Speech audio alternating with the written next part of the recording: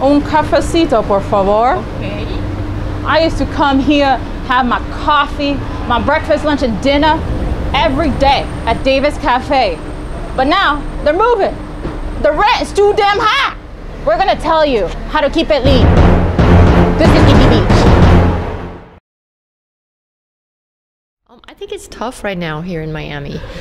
We're in that, I think they call it the trough of despair or something like that. Yeah. When you get your seed funding and you can get it to a certain point, but you're not ready for the venture capital, that middle ground, finding the angel investors in Miami is tough. Well, we started out with some of our own money, basically, to get started, and then we hit up our friends and family to give us a little bit more, and that kind of got us to the initial build of a prototype.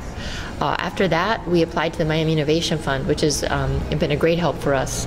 That they gave us $20,000, which really helped us get launched and get started. So yeah, if there's an elevator pitch version of what Lean Startup is all about, is just this mindset that this grand idea you have in your head is probably not going to work the way you envision it. Statistically speaking, most new ideas fail; they get nowhere, and those that succeed, also statistically speaking, end up looking nothing like what the ideas that started them. And so what that means is that you're going to have to iterate a lot. You're going to have to try a lot of different versions of what you're planning on building. And so the trick to success is just to do that quickly. Right? Definitely got to keep it lean so that you don't burn through all your cash. And I think one of the things you can do is certainly like finding the co-working space.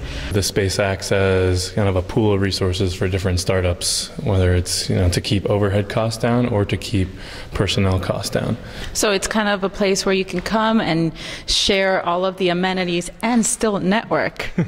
Absolutely, because this concept was born out of the idea that we wanted to share spaces with other startups that had different skills. So in addition to talking to people, there's ways to test ideas without building anything by, for example, just buying some Google AdWords, pointing them to a landing page and collecting emails. And if there's enough interest from just that effort, you've spent a bit of money on some ads, and that's your only outlay.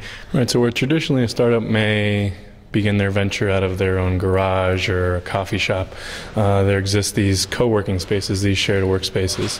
But when you look at the real estate play from a startup, it's really difficult. It's really onerous and costly. Mm-hmm. So this way, you work month to month.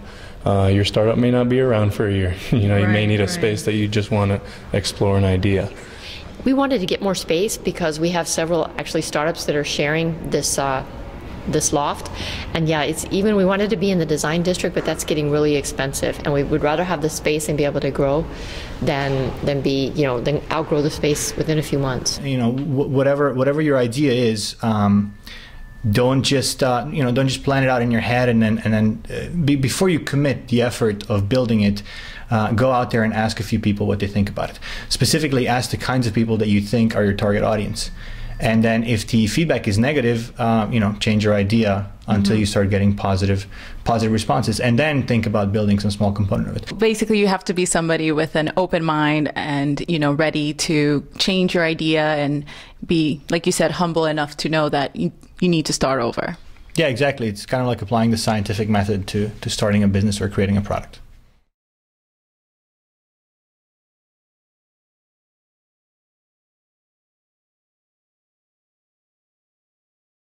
Moving.